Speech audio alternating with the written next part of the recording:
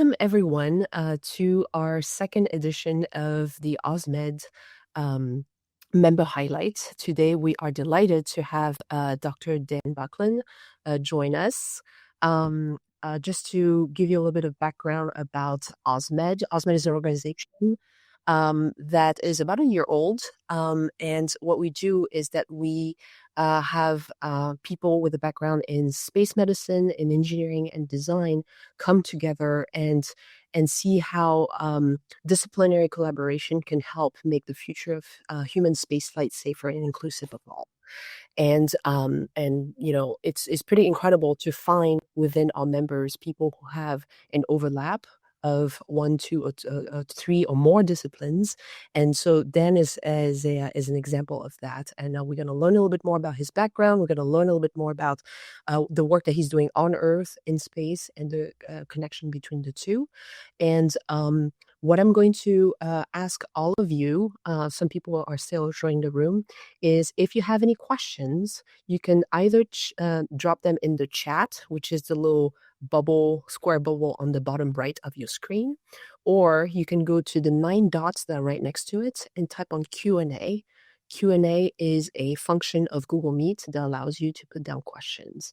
And so the last 15 minutes of this hour that we have together, we're going to go over questions with Dan or with anybody else that might be on this call. But very, very excited to be here. Yeah, let's get it going. Let me open my document here. I'm just going to do a little introduction. 1 second. Why is it having a hard time?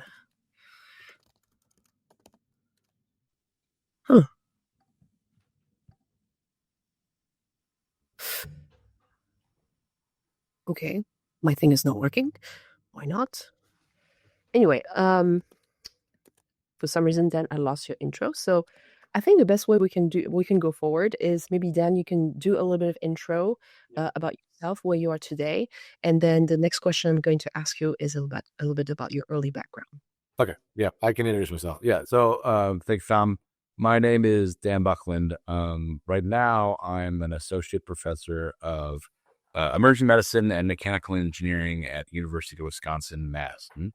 That means that I work clinically in our emergency department here in our hospitals in Madison, Wisconsin, and have an appointment in our engineering department where I can still figuring this out because I only started at Madison on August 1st, but get graduate students, have a lab in robotics and data science and space medicine and engineering, and do work in basically how does, using the jargon of OSMED, future space work will be independent of Earth.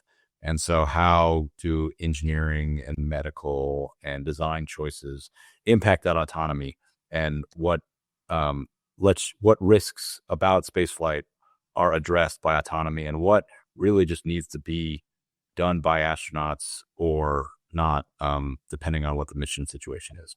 So that's what I'm doing right now. Incredible.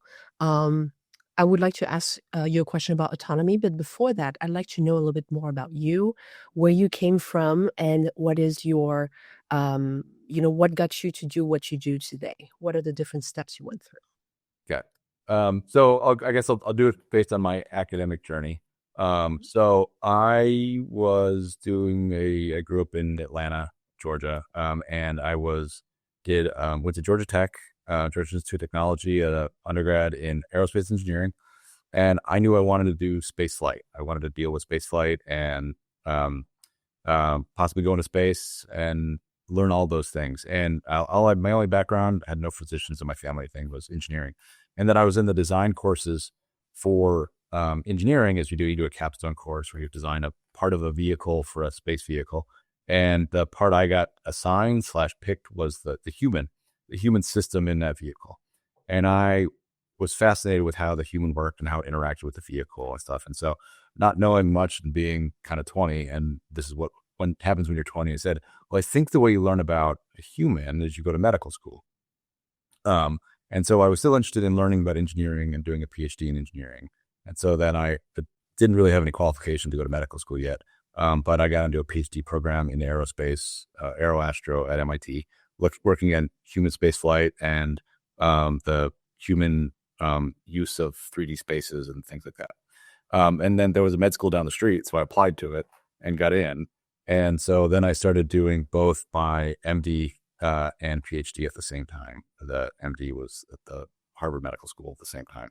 And so that over 8 years I would take medical school classes, I would do engineering classes, I would do thesis work in engineering, and then go back and do clinical work, clinical training in medicine, kind of bouncing back and forth, learning both engineering, aerospace engineering, and then how to apply it in clinical medicine, and then learn clinical medicine, and then how that interacts with aerospace engineering.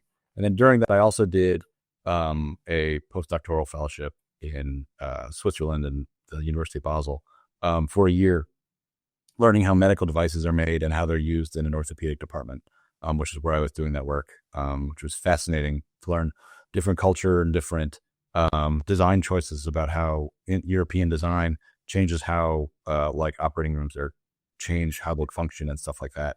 And then also, again, not space, but still just that kind of how form and function interact with each other in engineering and medical spaces, going back and forth between like an engineering design shop in the Switzerland, which is obviously well known for engineering, and then the clinical medicine as well.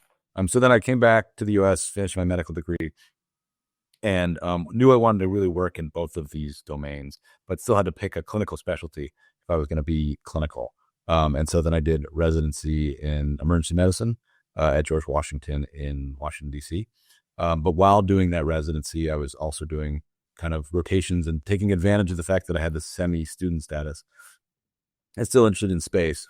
And so then I did work in, I did rotations is what they're called during residency, just a month experiential learning at SpaceX, at the FAA, at Lockheed Martin, at NASA, all throughout my clinical training. And then just to learn again how this clinical training I was going through interacted with engineering design of space vehicles and space systems.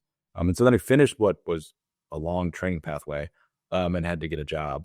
And so at some point, someone's got to pay you. And so then I found a place that had both like an engineering school and a medical school that kind of aligned with what I was looking for. And my first job was at a Duke University, and I had an appointment similar to here in emergency medicine and mechanical engineering, and did some work in autonomous, there's that word again, placement of IVs using robots, kind of robot put an IV in, and that way in emergency medicine that can slow care if you don't have access to your veins. And then also at the same time, I got a position within NASA through a contracting agreement where I was the Deputy Human System Risk Manager.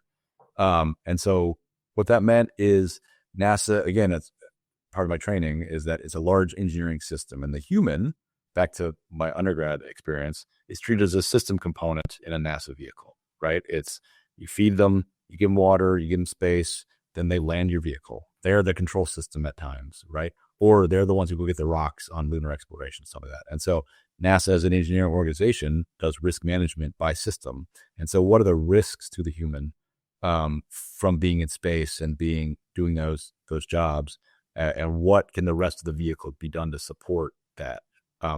We get into this a little more in our discussion, but the difference between NASA and so like American Airlines or Delta Airlines is NASA treats the human as a system component, whereas American or Delta or anything like that treat it as payload, right? The crew of the aircraft drive the vehicle, but if you are buy a ticket on a Delta flight, you're payload for them, right? Whereas in NASA, you have to design around this human being a system component. There's expectations both ways. So I was at NASA for about 4.5, 5 years doing my Duke work.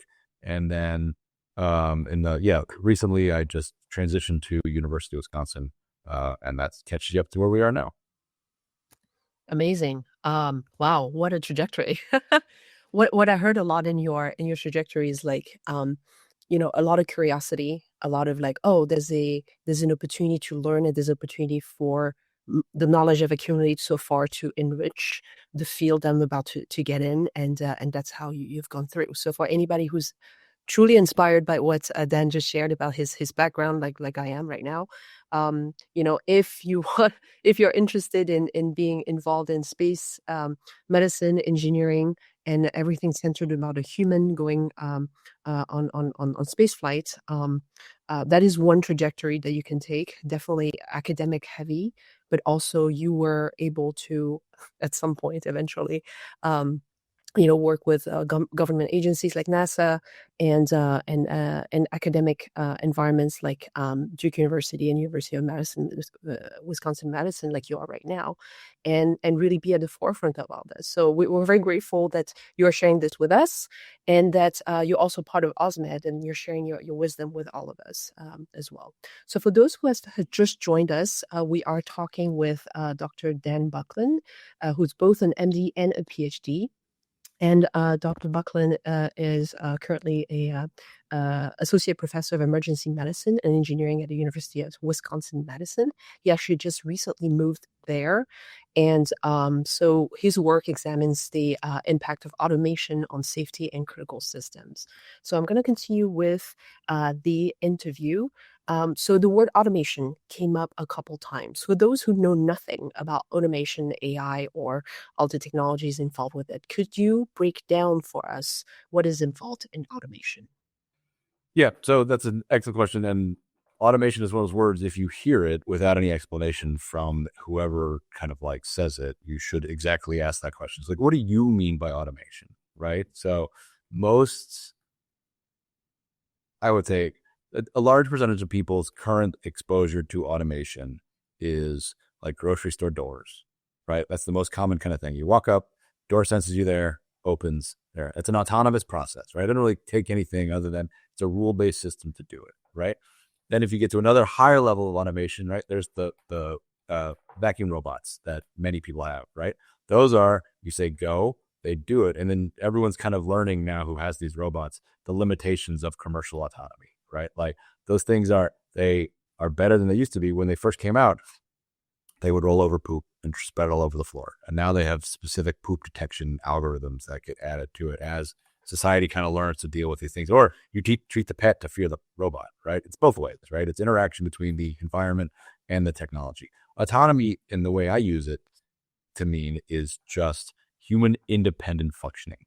And that can both be in the robotic realm, which is things that do stuff, and it could also be in the kind of more algorithmic and software realm, right? There's interaction and stuff between it, but I see many AI assistants are logging into this chat, and so that we autonomy in that, right? Like you feel like this is a talk that you want to hear more about and refer to later, but you want to be engaged and pay attention. So have someone else take notes or something else take notes for you, right? And so you are offloading your cognitive processes into this technology to do something you could do or couldn't do, and give you a product later. Whether people refer to those notes later is kind of a question I have with these note takers, but that's a separate skip. But that's what I mean by autonomy. And it's a useful exercise of this, it means different things by different folks, right? And so I have small children. When I use autonomous with them, I mean, can they go out and explore the neighborhood on their own without me? Can they be autonomous, right? They're still human.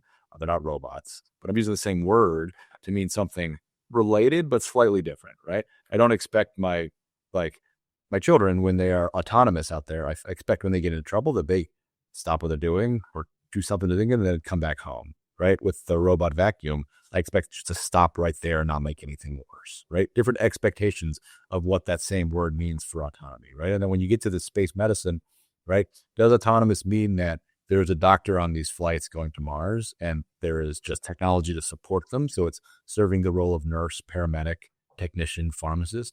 Or when we say autonomy, like it's an autonomous medical system that also takes into account that it's the physician, the role of the physician, or is it more part and parcel autonomy, right? Is it an autonomy that just does the IVs, right? It just mixes up the medications. It just prints out the prosthetics, and everything else is cognitively kept within the medical staff, right? How big and how wieldy the medical staff is you bring with it. And so I think it's something that I look at all the time and consider both in my operational kind of role in emergency medicine and in my research is what's autonomous, right? When I have a elderly person who's done everything broken, they fell down, can they operate autonomously at home, right? Are they safe? Same kind of questions, right? Can an astronaut going out on a vehicle who's deconditioned after 8 months of traveling to Mars, can they be autonomous, right? Do they have the strength and the cognitive ability to just do these things? And so that's a lot of the stuff I look at and circle around and look at. And then when things need to work, there's different levels of autonomy you can allow. Yeah, I wanted to expand a little bit on your example of the human space flights and autonomy. Why is autonomy crucial today in the future of human space flight a lot more than it was in the past? And what kind of risk do we run into now because of it? Okay, yeah. So I think the space station is the current marquee space program we have. That's where people are going. So that it is not an autonomous system. The space station is driven directly from the ground from Russia and the US, right? Almost all systems have a ground-based human to monitor and drive and make decisions about it, right? There's some levels of autonomy about like decision support, but there's almost all critical systems on the space station have someone who's doing real-time monitoring, have 24/7 as long as they have radio coverage, which is almost all the time now. Starting with lunar exploration, where there's probably going to be a 15-second round trip delay, there probably will still be a high degree of monitoring, but the ability to intervene in a direct way, the same as way you drive a car, right? You turn the car to the right, or your right, my left, and the wheels move 1-to-1 with that, unless you have a fly-by-wire car. That is no longer possible when you have a 7 to 15 second delay in communications, right? So that changes the nature of all things. You can't do a surgical robot on the lunar surface because you can't drive it with those degrees of precision. And then when you get to a Martian journey, depending on the orbital mechanics, that's up to a 15-20 minute delay, which makes these things basically independent. And so that's why autonomy is going to be crucial for of some kind, right? You either plan for and engineer autonomous systems, or you end up with one that wasn't designed to do so. And so the autonomy is going to exist. The situation is going to exist, and that's why it's crucial to plan and know how to deal with it. That's awesome. Now let's do a thought experiment. You have someone who practices medicine, an engineer, and a designer in a room, and they need to figure out how to work together to build this autonomous, critical safety system that you're talking about. How do you think they should work together? How do you think they should, or how do you think they could, are two different questions as well, right? Yeah. And so there's different ways to look at it. There's different ways to plan it, right? The answer is always going to be it depends. But is the autonomous, let's say in popular media, autonomous systems are often kind of like made another character in the drama, right? People voice, sometimes they have a personality, they have dramatic motivations and stuff like that. And then the other thing Hollywood is really good at showing as to why that maybe shouldn't be true. But is it a functioning member of the crew? Is it a 1+ crew member? Or is it a transparent system that stuff just happens, right? Like Apple's design philosophy for years was it just works, right? Like your Mac computer didn't have a personality. It just all worked the way you wanted it to work. It was supposed to be a transparent process. There was nothing between you and the task you were trying to accomplish. I was more Windows of that era that did not. All my computers had personalities in the Windows era. Right? There was things that worked or didn't work and stuff like that. And so I think that's really up to what the crew or the mission design needs, right? And it's also maybe a variable, right? There might be parts where you want the vehicle systems to have a personality that can interact longitudinally with these crew members, and other times when it just works transparently. Doors open, decisions are made, landing happens, orbital maneuvers are done, all these kinds of things. It's part of the design process as to what engagement and interaction do you have, right? And in the sense of engineering design and autonomy, and again, because we're medical part, the interaction between a person and their waste is very crucial to long-term comfort, right? The toilet's got to work, and it's got to be not too much trouble to do so. If it doesn't, that's going to be a significant cognitive burden on you every day when you want to avoid using the toilet. And that can affect where you can do the rest of the mission, right? Anyone who works anywhere, right? Like, where the good toilets are and the bad toilets are. That's one of the first kind of things you pick up. And that a lot of your day is determined around where those are. That same thing, that's not going to go away on an exploration flight, even more so when you have a 3-year mission. Awesome. Let's come back to Earth a little bit. Also in the realm of automation, when you think about automation in healthcare, like how does it benefit the day-to-day emergency room, and how would that knowledge that you're developing on Earth influencing how we do things on Mars, for example? Yeah. So emergency medicine on Earth is practiced, at least in the U.S. and the regions that I've practiced in.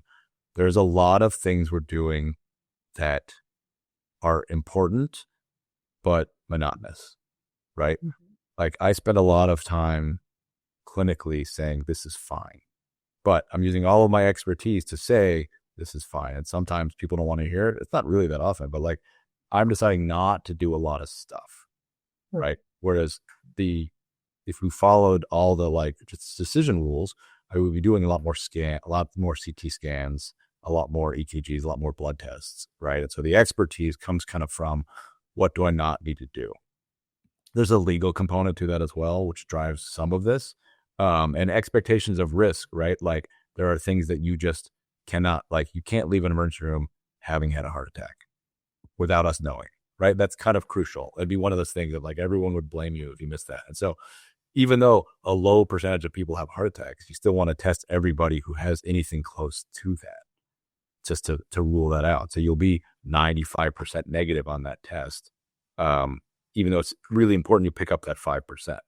And so I think that kind of work of translates to that space kind of thing is, and not, this isn't emergency medicine specific, it's just more my domain, is just like, I use fewer, and I have, compared to space, infinite resources in my hospital across the street from here, right? Any test I want to do, I can basically get done in the next couple hours, right? And so I don't have to just, it's a different cost and versus benefit thing to do more testing or less testing. In these exploration space flights, you're going to have more storage possibly than you think, but you also still have finite resources. Every Band-Aid you use, you cannot use again, and you're not getting any more because the opportunities for resupply on these things are very, very limited. And so does that cut need a bandage or not ends up being a lot more important on that, right? I can get as many Band-Aids as I want here. I'm not going to run out, right? But if I'm going to run out there, well, I got to be more judicious in my use of them. And so that's where that kind of like knowing why I'm making decisions here informs how you make decisions and planning for resource allocation there. When a lot of us, I'm sure, have watched a lot of like sci-fi movies, and of course, to make the plot interesting, a lot of like life-threatening scenarios appear. And I actually just came back from a analog mission, and actually was in a situation like this, not myself, but like another team, where a health crisis happened. It was completely unexpected. It completely passed through early checks, like background checks and things like that. And we're in this situation. So what is the right way to go about a health crisis that was not anticipated? So there's a book that was written a long time ago where there has a bunch of like rules basically, which are more comical than not, but it's just something to consider that for everybody, right? The first thing to decide is the health crisis yours or somebody else's, right? If it's somebody else's, then you shouldn't panic. They're going to panic because it's their thing. And so like the first pulse you take is your own, is really the question you do, right? So I'm okay. So I can take a step back and think about what's going on. There is really no generic way to respond to health crises, even for me, right? It's just like when I walk in a room and everyone's screaming, right? It still takes me a moment because humans are empathetic people, right? Like if people are screaming, you feel as there's like, well, I should probably be screaming too, right? And so that's a learned thing to not do that. And so the first thing when you are dealing with unexpected is this happening to me or does this happen to somebody else, right? And so does that give me the ability to step back and think more analytically about this and what to do about it? If it is happening to you, you still try to be analytic, but just recognize that you are not going to be objective about it and that you're going to be likely more flawed in your decision making when it's happening to you. But that's just, again, if that's what it is, it's what it is. It's unexpected. And then a lot of resources are spent in making it so even unexpected events are planned for, right? You might not know when it's going to happen, but it's always very reassuring when something breaks if you knew the spare is in a closet somewhere, right?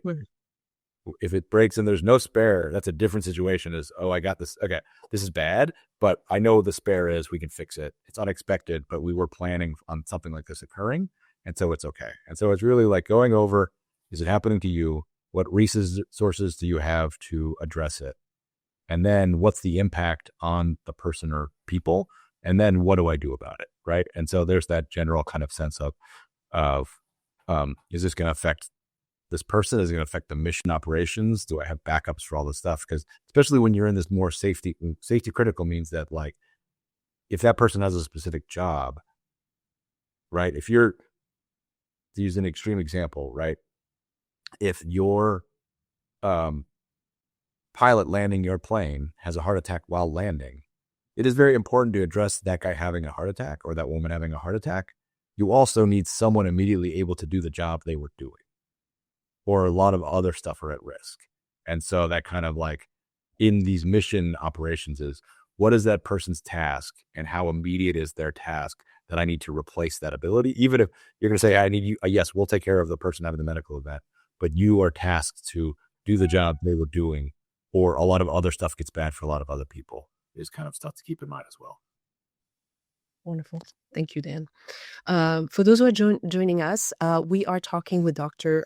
Dan Buckland, who's an associate professor of emergency medicine and engineering at the University of Wisconsin-Madison. We're talking a lot about automation on safety critical systems for human spaceflight.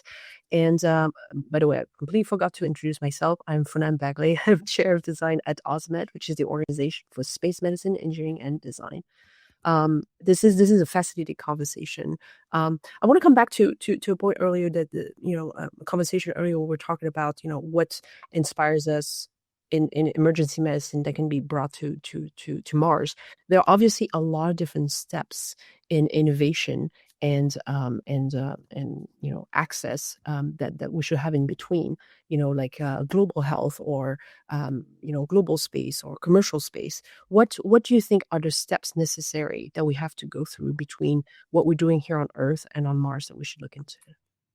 Yeah, and so that's I try to do with that in that medical technology I develop. It is that one of the things that if you design things exclusively for exploration spaceflight, it's important, it's exciting, but not a lot of people are going to use it, right? And you got to be right the first time, because these are safety critical situations, right? And so there is a pathway where you can pick things that are similar and more common as a development space with a different risk profile.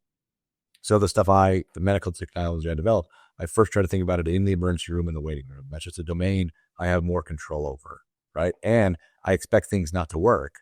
So I have that ability that if it doesn't work in the waiting room or in that environment, I can go fix it and try again, right? No one's expecting it to work. I have time to kind of do this recursive process on that. So I get it working well in the waiting room and the emergency room. Then I say, okay, how about ambulances now, right? Same kind of thing. It show that it's got utility and it's better and it works in the waiting room. Then in an ambulance, same kind of thing. It's a different, more extreme environment, but still pretty close. And I can do several cycles of, okay, it doesn't work this way. Here's what we can add to it and stuff like that. And all along the way, as we go through this, you're helping the people in these different situations and giving value add to those domains, right? So then you have the ambulances that work, right? Then you're doing this thing of next, right? Do you do in nursing homes? Do you do it in schools? Do you do it in the places where you're getting the sources of those patients? So maybe they don't need to call an ambulance, right? And then you have these analog environments where you can just now test things that work in these different environments. And so that way, when you add just one piece at a time, it's standard scientific inquiry, right? That, it's the environment that makes this technology not work. I know it works in other domains. and I'm not developing a new technology in a new environment at the same time. So it's unclear where the failures are coming from, right? And so that's, if we call commercial space another analog environment, that opens that spectrum of, okay, now it's in space with people who aren't as healthy as traditional government astronauts. I'm changing small things at a time as you do this technology development. And it's an evolution instead of having a revolution in design each time. You're adding or subtracting bits of a working core to the point where if the goal is to get it available for exploration to Mars, then you have a pretty robust system that has been borne out in many other situations before you're using it there. And then a lot of people benefit along the way. What do you think we need to do in all the disciplines involved in human spaceflight to welcome a wider range of humans to space? Because I think a lot of the innovation will also depend on, as you say, sending unhealthy people in space. And also there's the ethical aspect of that as well. So what do you think we need to do to push innovation by utilizing that? I probably wouldn't use the word unhealthy. Just, I would just say they have again, in the way things are usually talked about, right? Like they have chronic but managed conditions that otherwise would be disqualifying for kind of NASA astronaut selection, right? Tens of millions of people have asthma and do everything like you do everything else, but they can't be an astronaut, right? Because that's that extra little risk piece of it. But now someone they have never really had a limitation in their life. They just have a lung test that shows that they have some limitations, but they've never encountered it, right? Should that person get to go to space or not, right? There's not a large enough population of people who say, we can't use the history of astronauts to say this will be okay in space because it really hasn't been set, right? Someone with diabetes who requires insulin has not really been, there's not enough data from spaceflight to say if that's going to be safe or low risk or not. And so the ethics are kind of like, at least from my physician kind of point, is it comes from we have a structure for that, it's called informed consent, right? Do you allow people to take on risks on their own? Can they sign away risk and be willing to take it? Again, this is why the commercial airlines like Delta, United, and everything, right? You bring your own medical stuff on. And if you get sick on a flight, it's not Delta's fault that you got sick, right? You knew your risk, you came in. That's why it's payload. There's no you're not expecting passengers to be able to accomplish anything other than get themselves on and off the vehicle, right? And so if that's the model you're using, you can accept more risk as to the health of these people who are doing it, right? So the private astronaut missions have taken people who would not be selected as NASA astronauts, but they have lowered safety critical expectations in their performance as the government crew members. And so I think the ethics come in as to what side of that are. And so on the NASA side, from when I work there, astronauts aren't allowed, basically just by statute, they can't accept individual risk, right? The NASA astronaut just really isn't allowed to say, well, everyone else won't do that one, but I'll do it so I can go into space. You can make it less safe and I'll still do it. That they're not allowed to say it because obviously the incentives would be that they would accept unsafe situations because they looked into space. And so other people have to accept risk on their behalf. Whereas in this private world, now individuals accept their own risk. And that changes the kinds of things you could do. And so that changes, like, well, you want to try this new technology that maybe makes your asthma okay. I have an inhaler that works in microgravity. That person can accept and say it. And then there's always the risk that, okay, maybe it doesn't work. You have an asthma attack due to some exposure. Yeah. About 700 people have been to space so far, and none of them have died up there. It's not a matter of if, it's a matter of when. As a doctor with all the specialties that you have as an engineer working in the aerospace field, what is the protocol that needs to be put in place or has been put in place in the case that someone dies in space? So again, this is because I think that question really comes more into and please tell me if my definitions are correct, in the design realm than it does in the engineering realm, right? Yeah. Death is treated very differently in different cultures at different levels of importance, right? And so it could be one thing to say, well, here is the standard for space flight. If you die in space, this is what happens. Well, does that exclude people who wouldn't participate because of that?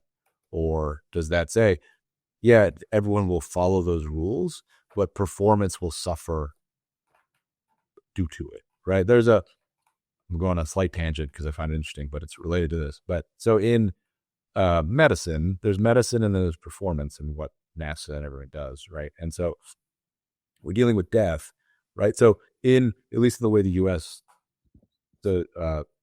Defines sadness and depression, if someone in your family dies, it's very normal to feel grief, right? It doesn't become depression until it's several months later and not improving and affecting your life, right? But it's considered not normal to have no effect of a family member's death in the days after, right? That's where everyone just expected to take a couple of days off work, right? That's normal. And that's not pathologic. That's unhealthy or anything like that. It's considered more unhealthy to not take those days. But it's really the time domain of that. And so you can have people for these death rules say, well, this is what the rules are, right? But if that goes against their entire upbringing and culture, you would expect to have some performance decrement in the days afterward, which is worsened because they don't get to do what they feel are appropriate death recognition traditions or procedures or something like that. And so that's all feeds into it. So it's all well and good to say this is what procedures are for death as defined by the US in 2025, right? But if people coming from different cultures say, no, that's not what I do. I'll follow your rules, but I want to be angry for a couple days afterwards, and then less likely to notice warnings and stuff like that. And they wouldn't obviously say that explicitly, but that's the kind of risk versus benefit situation that you are going to be having to deal with and stuff like that. And so, like, to go back to my example of the performance is, if I have an astronaut whose family member dies, same kind of unexpected response that I told you with your medical event, right? Do you want to have, is that person, do you let them grieve if they feel like they need to grieve? Or is it, sorry, we got to land, we have critical activities the next 4 days, you never get to grieve, right? There's going to be a budget of grief that is going to build up that's going to find an outlet somewhere, whether it be team dynamics, sleep, eating, something like that. And so it's all that we say health, like the things doctors do, but it's all wrapped into that behavior and social dynamics. And like, if there are no, back to the example of if you design your vehicle that there's no private spaces and these are private people, where do they get to feel and share their grief, right? If there's no doors in your open vehicle, right? They can't be alone. Did you design that allows for private grief or not? And how does that affect mission performance? You just made a wonderful case as to why designers, creatives, and people who lead with psychology and social health in the way to design spaces are crucial in the design of these missions. So thank you for that. And that actually opens the question of how do we find the right balance between, the function of each actor in the way we design a mission, right? We have the engineers that design the function of, going up there, staying alive, life support systems and all these different functions. We have the people with background in medicine who make sure that people are healthy in their body and their mind. And if intervention needs to happen, that the tools and equipments are there and can be utilized by the astronauts. And then the designers who really think ahead of like what kind of scenarios need what kind of space, what kind of technology, what kind of intervention. So one thing that's going to be very important in the future of all of us working in this field is how do we communicate with each other, right? Typically, a doctor has a very different set of language than an engineer has a different set of language than a designer. What are the common language or ways to learn new language that can help us communicate better? So I think you touched about a point that is I deal with every day in that and what you said, right? Like everyone's speaking these different professional languages, but sometimes they use the same words, right? And that can lead to a lot of confusion, right? I say that, oh, we have to test this or this failed, right? But failure to a physician is different than failure to an engineer or to a scientist or to a designer. And so it's worth going through these kinds of things of, so failure for a physician would be a treatment failure, right? Like I gave a medicine and it didn't do what I thought it was supposed to do, right? In engineering, failure is more value neutral, right? The beam failed, right? It got overloaded and it failed. That just means it exceeded its tolerances and it didn't hold up to what it was supposed to do, right? But that was why we do this testing and all the other stuff like that. And in life science, failure has a totally different meaning, right? Like the experiment failed. What did it fail to validate the hypothesis, and so the negative result was what you were trying to get at, or is it it failed and that it was uncertain? I couldn't disprove the negative hypothesis and stuff like that.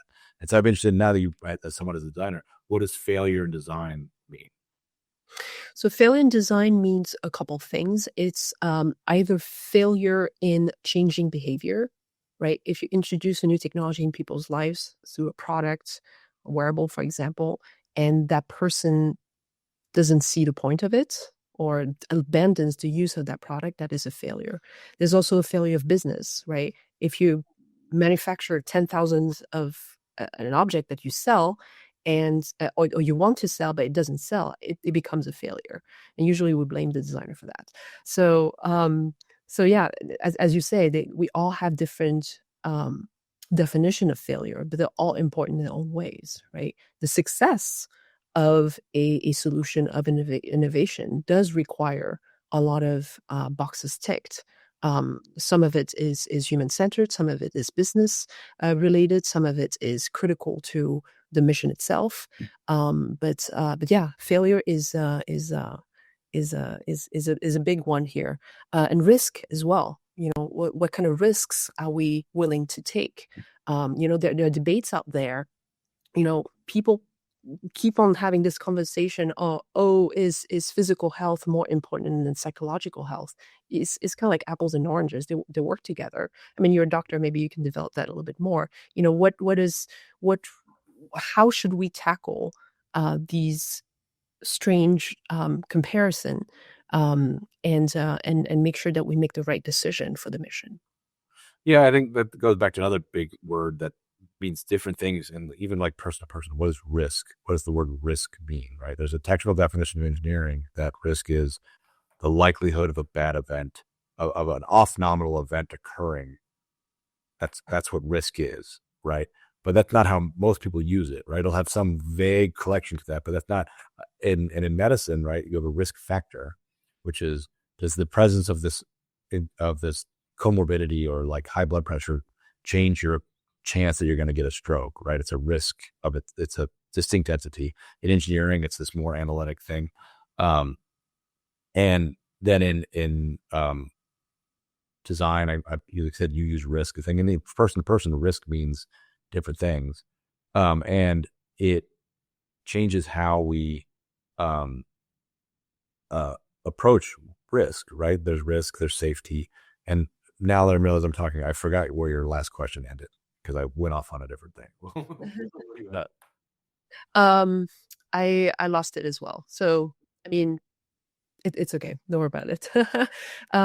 Okay, so I think it is time now to jump into questions. I'd like everybody on this call. I hope you've learned a lot from what Dan has shared with us. I'd like to invite you to go in the chat to add your questions. We're going to go over them now. You can also use the Q&A tool in the 9 little dots that you see on the bottom right of your question. I see that Christine Renken has a question for us. And since we are a small group today, I would like for each of you to perhaps go on the screen, turn off your mute button, and ask the question directly. Christine, are you here? I am here. Okay, wonderful. Hi, Dr. Buckland. I just wanted to ask you, one of the things that I run into, I'm actually very interested in design and innovation. In fact, we actually spoke on the phone when I was do you remember? I Remember. okay, awesome. So because I'm interested in design and innovation, but I don't have an engineering background, how would you suggest that I like find my way into that kind of work? I mean, it's probably gonna be difficult to get hired in a company as an engineer with that title without a background in it, or innovation or design or something like that. But again, the startup space in this realm is huge, and so I think that would probably be the most likely way. There's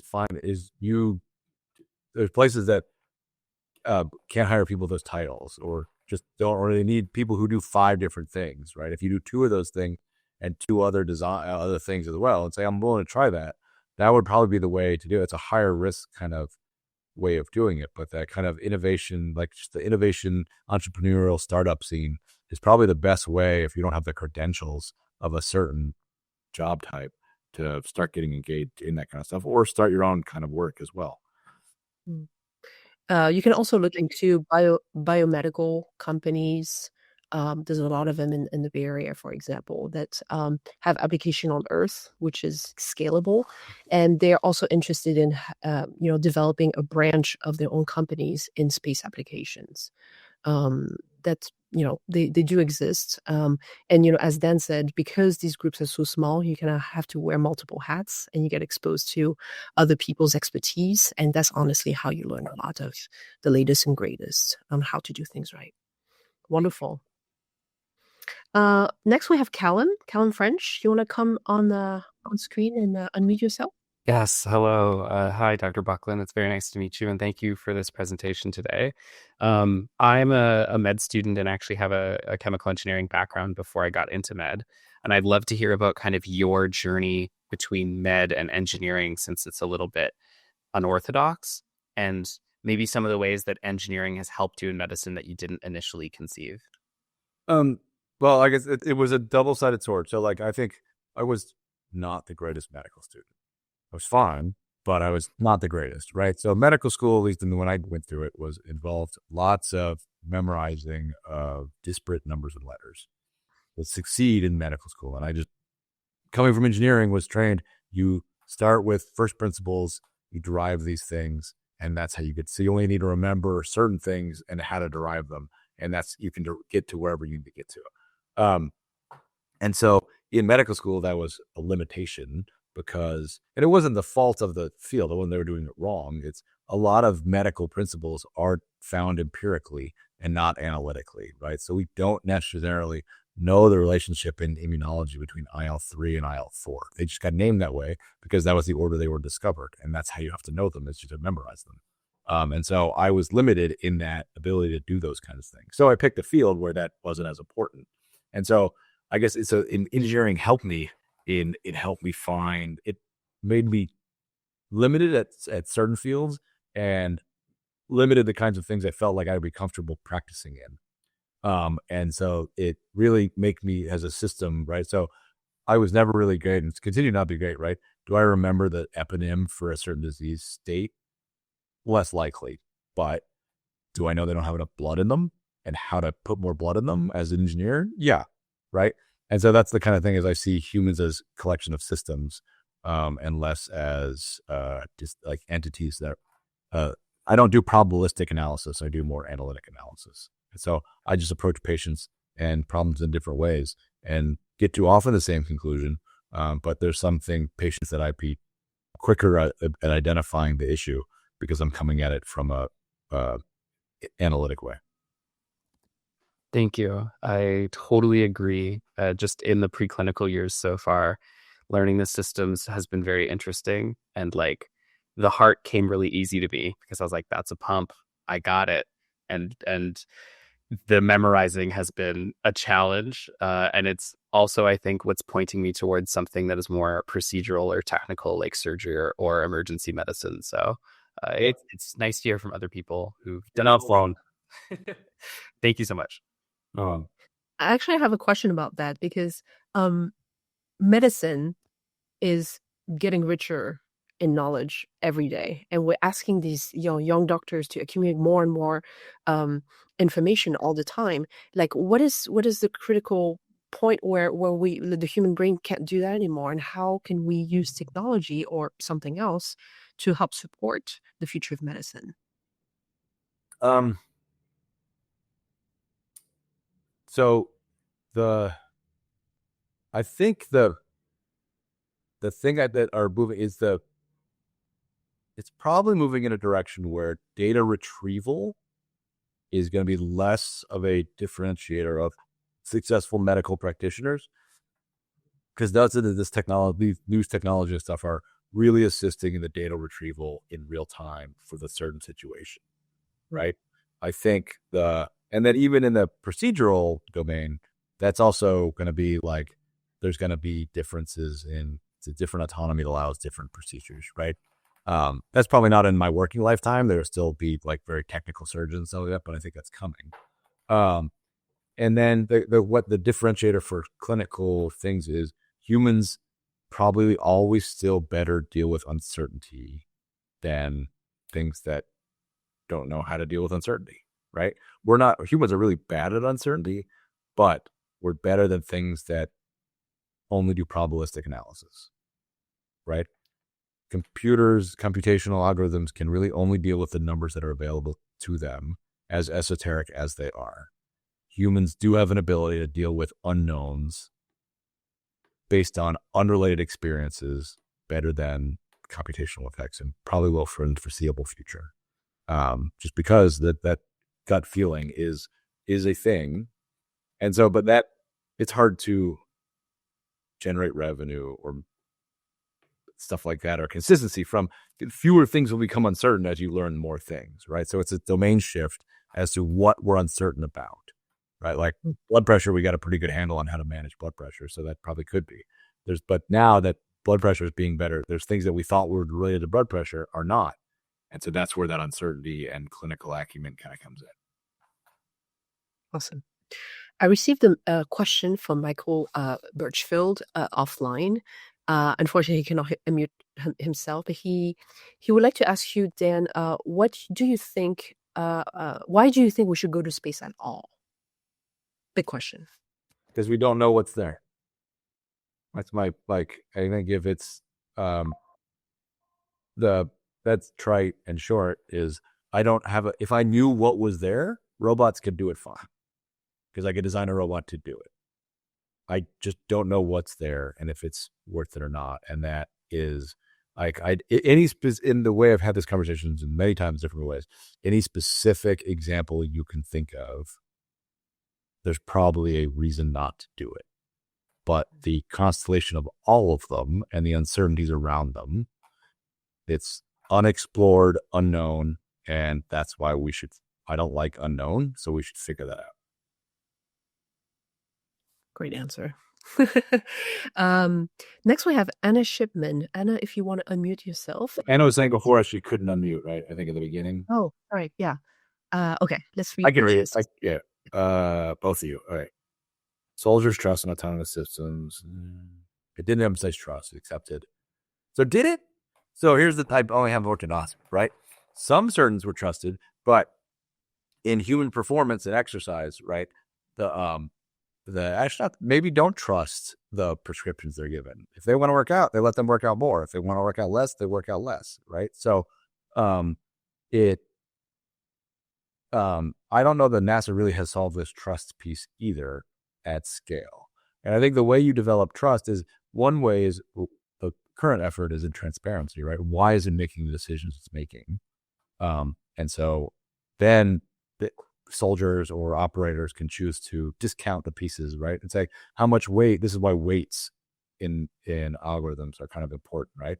If it's saying whatever computational process you is weighting a lot of something you disregard, that gives you the ability to say, okay, well, I understand why the system is making this decision. If I take out that thing that I don't personally trust, what's my new outcome, right? And so transparency is supposed to give you that kind of guidance in that.